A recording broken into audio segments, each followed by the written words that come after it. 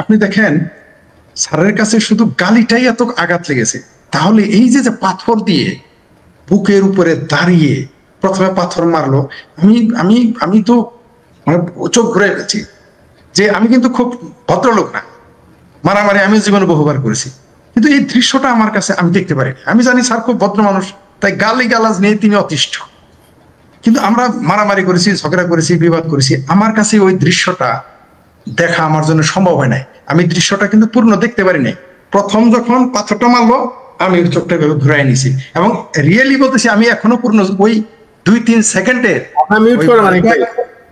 জি ওই 2-3 সেকেন্ডের যে ছবিটা আমি পূর্ণটুকু দেখতে পারি নাই। এত নৃশংসতা আমার কাছে মনে হয়েছে যে আমরা সেই পাথর যুগে ফিরে গেছি। স্যার যখন স্যারের ভাষায় কথা বলতেছেন, ছাত্রদের মডিফায়ার কথা বলতেছেন, তাদের কথা আসলে যে ভাষাগুলো তারা ব্যবহার করেছে এগুলো কিন্তু ওই পাথর মারার চেয়ে কোনো অংশ কম না। ফরিদ ভাই, আমি শুধু ভাষাগত বলি না, আমি বলেছি যে এই বর্বরতা শেষ মানে আমি এই যে বর্বরতা, এই বর্বরতার মানে এইটা আমার দেশে আর হয় নাই, এরকম বর্বরতা। আমি আপনার সাথে একমত হয়ে বলতেছি যে ঢাকা বিশ্ববিদ্যালয়ের একটা ছাত্র বা বুয়েটের ছাত্র যে ভাষায় স্লোগান দিয়েছে, এটা ওই মানে আমি বস্তির মানুষদের হেয় করার জন্য বলতেছি না, আমাদের গ্রাম্য ভাষায় বলে, এগুলো বস্তির লোকেরা বলে, এরকম ভাষা ব্যবহার করছে একটা বুয়েট এবং ঢাকা বিশ্ববিদ্যালয় এবং মেডিকেলের ছাত্ররা। এটাও কিন্তু ওই পাথর মারার চাইতে কম বিপজ্জনক সিমটম না। নিঃসন্দেহে পাথর মারার অবশ্যই বর্বরতা, কিন্তু ওই ভাষাটা আসলে আমি ওই বিষয়ে স্যারের সাথে একমত, আপনার সাথে আমি একমত। আপনি দেখেন মানে আমি একটু বলি আমি কেন এই ঠিক আছে না না না আমি আপনাকে বলি, মানে মানিক ভাই আপনি আসার আগেও উনি বাসা নিয়ে প্রায় 5 মিনিটই বলতেছেন, 5 মিনিট মানে রিপিট হয়ে গেছে, বুঝতে পারছেন, বারবার রিপিট করতেছেন বাসা নিয়ে, কিন্তু এই যে মানুষটা কোন এই জিনিসটা এটা আমার লাগছে যে কেন। আচ্ছা রিপিট করা গেল, ওকে তাহলে মূল প্রসঙ্গে ফিরে যাই। আপনি দেখেন ওদের পাথর দিয়ে মারার পরে 2 দিন এটার কথা হয়নি, তারপর ভিডিওটা ভাইরাল হলো সারা দেশে। এখন দেখেন কি করতেছে বিএনপি, কিন্তু তাদের পলিটিক্যাল যে অ্যাকশন সেগুলো নিচে বহিষ্কার করেছে, বিচার চাইছে, এগুলো ফর্মালিটিস তারা করেছে। আপনি আরেকটা জিনিস দেখেন, খুলনাতে যুবদলের নাকি কোথায় যেন যুবদলের ছেলেকে গুলি করে মারলো কিন্তু শিবিরেরা, রক কেটে গুলি করে রক কেটে মৃত্যু নিশ্চিত করেছে। মসজিদের ভিতরে সরাসরি ইমামকে কোপ মেরেছে এবং মেরে ফেলেছে। আপনি দেখেন ওই দুইটা মৃত্যু নিয়ে কথা হচ্ছে না, ওই দুইটা হত্যা নিয়ে কথা হচ্ছে না কেন? কারণ ওই দুইটা নিয়ে কথা বলে বাংলাদেশের মৌলবাদী শক্তি এবং জামাত শিবির আসামির কাঠগড়ায় দাঁড়িয়ে দেয়। তার জন্য তারা ওই কথাগুলো আরো ডাইভার্ট করার জন্য, অন্যদিকে নেওয়ার জন্য তারা দেখেন ওই শুধু পুরান ঢাকার হত্যাটাকে নিয়ে কথা বলতেছে।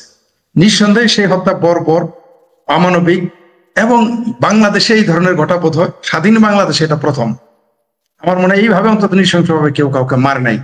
সবচেয়ে বিপজ্জনক কি জানেন, আমি যেটা বলি যে কেন বাংলাদেশে গণতান্ত্রিক রাজনীতি দরকার, কেন রাজনৈতিক শক্তি ক্ষমতায় দরকার। আজকে যদি গণতান্ত্রিক নির্বাচিত সরকার থাকতো এই ঘটনা ঘটতো না। হতে পারে তারা চাঁদাবাজি করতো, এই করতো, সেই করতো, কিন্তু এইভাবে প্রকাশ্যে আপনি পাথর দিয়ে মারতে পারতেন না, কেউ না কেউ তাকে ফেরাতো।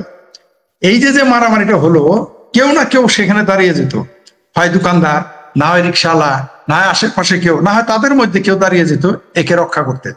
আপনি দেখেন কিভাবে মানে একটা মানুষ অর্ধমৃত বা মৃতপ্রায় একটা লোক পড়ে আছে, খুব স্বাভাবিকভাবে প্রফেশনাল কিলারের মতো খুব স্বাভাবিকভাবে তারা পাথরটা নিল এবং একবার মেরেই ক্ষান্ত হয় নাই, আরেকবার মারল, মারার পরে আবার তার বুকের উপরে দাঁড়াই। একটা মানুষ প্রতিবাদ করলো না, এটাও কিন্তু একটা বিপজ্জনক ব্যাপার। নিঃসন্দেহের জন্য দলীয় ক্ল্যাশ, দলীয় উপদলীয় কোন দল দায়ী, চাঁদাবাজ দায়ী, চাঁদাবাজিরা দায়ী, রাজনীতি দায়ী, এমনকি সরকারও দায়ী। কিন্তু আপনি এই যে জনগণ যে ছিল আশেপাশে, আপনি দেখেন আশেপাশে খুব কাছে কিন্তু অনেক লোক, আপনি ভিডিওটা দেখেছেন, একটা লোকও আসলো না বেরাতে। ঠিক যেমন বাংলাদেশে এখন ম্যাজিস্ট্রেসি পাওয়ার থাকার পরেও আর্মি খুঁজে পাওয়া যায় না, ফোন করলে 999 কল দিলে পুলিশ আসে না, আর্মির ক্যাম্পে ফোন দিলে আর্মি আসে না, ঠিক পাবলিক গুলো আর আসলো না। আমার কিন্তু সন্দেহ হয়, আমি কিন্তু একটা সাদা চোখে দেখতে চাই না। স্যার যেটা বললেন যে বুয়েটের ছেলেরা, ঢাকা ইউনিভার্সিটির ছেলেরা এরকম বিশ্রী ভাষায় স্লোগান দিয়েছে, ওইটাকেও কিন্তু আমি সাদা ভাষায় দেখতেছি না, সাদা চোখে দেখতে আমি রাজি না, আমি চশমাটা খুলে দেখতে রাজি। আমার কেন যেন মনে হয় something is behind the screen, এর পিছনে কোনো না কোনো কাজ চলতেছে।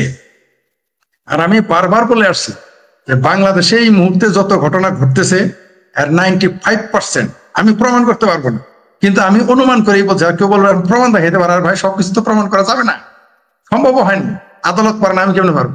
আমার কাছে মনে হয় বাংলাদেশের 90% সন্ত্রাসী জঙ্গিবাদের ঘটনার পিছনে মৌলবাদী শক্তিগুলো এবং বিদেশি শক্তিরা পরিকল্পিতভাবে এগুলো করাচ্ছে। আপনি দেখতেছেন ওইখানে একটা পাথর। এই ব্যাপারে আমি একজন বামপন্থী নেতার বক্তব্য শুনতাম মাঝে মধ্যে। তিনি বলতেন যে তোমার বাড়িতে যদি বউয়ের সাথে ঝগড়া লাগে তাইলে সাবধান থাকো, সেখানে সাম্রাজ্যবাদের কোনো ইঙ্গিত আছে, ইন্ধন আছে কিনা, মানে একটা উদাহরণ দেওয়ার জন্য। আমিও বাংলাদেশের জনগণকে বলবো, আমিও বাংলাদেশের নাগরিক, যেখানে সন্ত্রাস এরকম মানে বর্বরতা দেখবেন, তখনই আপনি পিছনে দেখবেন মৌলবাদী শক্তি আছে কিনা, এমনকি তার পিছনে বহির্বিশ্বের শক্তি আছে কিনা। আপনারা ইতিমধ্যেই জানেন যে 36 জন নাকি 35 জন নাকি 37 জন জঙ্গি অলরেডি মালয়েশিয়ায় ধরা পড়েছে। সুতরাং আপনি এটাকে সাদা মাটা চোখে আপনি দেখেন না, এগুলো সবগুলো নির্বাচন বানচাল করার পায়তারা। যত ঘটনা ঘটতেছে সবগুলোই নির্বাচন বানচালের পায়তারা, এটা আপনি নিশ্চিত থাকেন। আমরা তো শুধু বলেছি যে খালেদা জিয়া, শেখ হাসিনা, তারেক রহমান এবং সজীব ওয়াজেদ জয়কে সরিয়ে দিবে। এখন আমরা কলিমুল্লাহ স্যারের কাছে শুনলাম, আজকে একটা অদ্ভুত কথা শুনলাম যে জামাতকেও মাইনাস শেষে করতে পারে। সুতরাং এটা আরো গভীর ভাবনার বিষয়। এটা যদি স্যার না বললে অন্য কেউ বলতেন, হয়তো আমরা সেটা এড়িয়ে যেতে পারতাম, কিন্তু স্যার তো একজন বিশ্লেষক এবং সামরিক ব্যক্তি এবং সেই সাথে একজন প্রফেসর, তার কথা আমরা ফেলে দিতে পারি না। এটা নতুন একটা তত্ত্ব কিন্তু যোগ হয়েছে, এটা নিয়েও আমাদের গবেষণা করতে হবে। আমরা এটা নিয়েও ভাববো, হতে পারে যে বাংলাদেশকে আপনি যেটা বললেন উপস্থাপক হিসেবে, যে বাংলাদেশকে তবে সিরিয়া হয়ে যাবে, বাংলাদেশকে তবে সুদান হয়ে যাবে, অস্বাভাবিক কিছু না। বাংলাদেশকে তো সিরিয়া, সুদান এগুলো বানানোর জন্য, পাকিস্তানে বানানোর জন্য, আফগানিস্তানে বানানোর জন্য এগুলো করা হচ্ছে। বাংলাদেশে যে উন্নয়ন ঘটেছে, এটা অনেক দেশ, অনেক ব্যক্তি, অনেক দল, কোনো সন্দেহ নাই আওয়ামী লীগ দুর্নীতি করেছে, কোনো সন্দেহ নাই তারা অনেক কিছুই করেছে, অপরাধ করেছে, কোনো সন্দেহ নাই চাঁদাবাজি করেছে। কিন্তু বাংলাদেশের যে একটা ট্র্যাকে উঠে গিয়েছিল, বাংলাদেশ শেখ হাসিনার নেতৃত্বে আওয়ামী লীগের 14 দলীয় মহাজোট সরকারের নেতৃত্বে একটা ট্র্যাকে উঠে গিয়েছিল, সেটা থেকে ছিটকে ফেলে দেওয়া হলো পরিকল্পিতভাবে। এই বাংলাদেশের অনেক কিছু এই দেশের মানুষের সহ্য হয় না।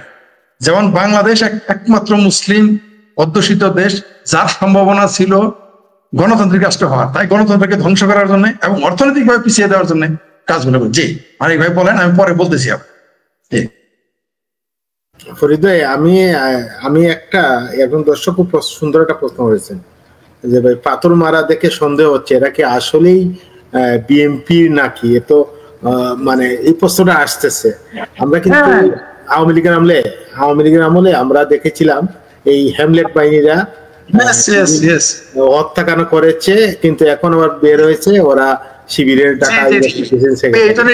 আমি চাইতেছি আমাদের স্যার এটা বলুক, এবং এটুকু আজকে আমি পড়তেছি যে ছাত্র লীগের ভিতরে যেমন হেলমেট লীগ ছিল, ছাত্র দলের ভিতরে অলরেডি একটা পদত্যাগ করে ফেলেছে। জগন্নাথ বিশ্ববিদ্যালয়ে কোথায় যেন এক ছাত্র বলে ফেলছে, আমি পদত্যাগ করলাম। ওই যে ঠিক ছাত্রলীগের সময় যে আন্দোলন সময় যেন পদত্যাগ করছে ওই নাটক।